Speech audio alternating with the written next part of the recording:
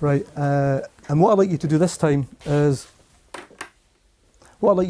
just put both your arms out, and one up 45 degrees and one down there, just straight in front of you, right? But this time what I'd like you to do is close your eyes when I tell you to close your eyes and swap your hands over like that so that you've turned them over. So you like this and you just do that and close your eyes, right? So 1, 2, 3, close your eyes and swap your hands over. Okay, have it up there. And I just want you to close your eyes for a few moments, for 10, 15 seconds, so that I want you to focus on where your hands are.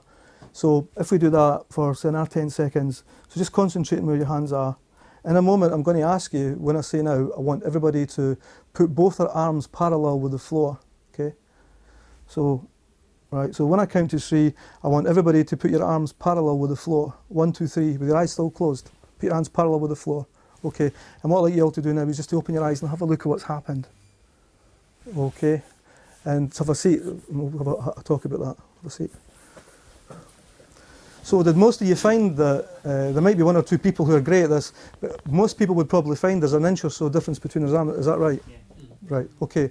Well, that just proves that you don't actually have spatial awareness when you can't see. So when you go and you get instruction from your golf pro and you get a list of all these requirements to improve your swing, you don't actually have spatial awareness of where your club head is. And the thing about that is your club head could be slightly open by a fraction of a centimetre or slightly closed, and that will determine where your ball's going to be. That will determine whether you slice it or you hook it. And the whole thing is, if you don't have any spatial awareness of it, how can somebody tell you how to do it?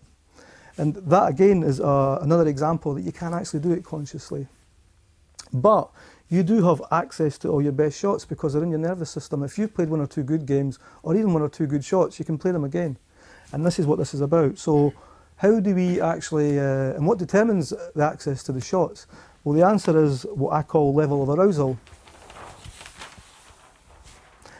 These illustrations get better and better as we go along. Right, so if you can imagine, this is a level of arousal, right? If you could think of rugby, for example, instead of golf for a moment, right? Rugby would be a higher level of arousal than golf. And the reason being is rugby is a much more aggressive sport. And when you have got a much higher level of arousal, certain physiological things happen. You have access, you have blood pumped into your larger muscle groups.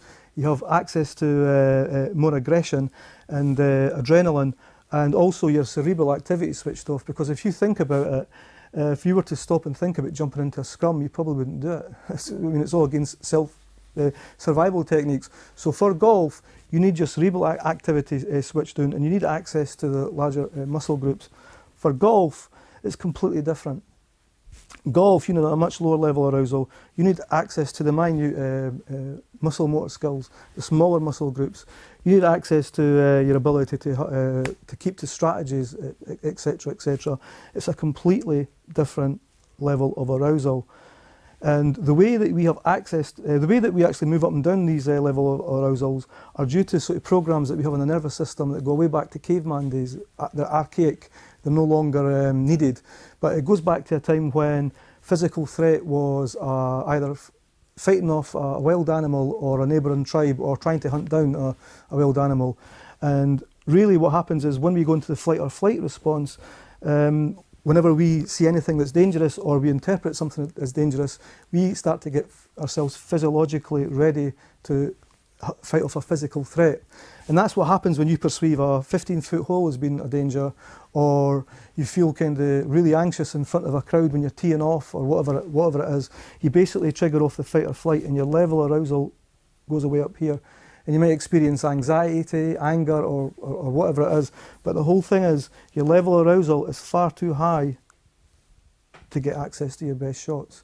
So the way that you get consistency and the way that you get access to your best shots is to maintain the level of arousal.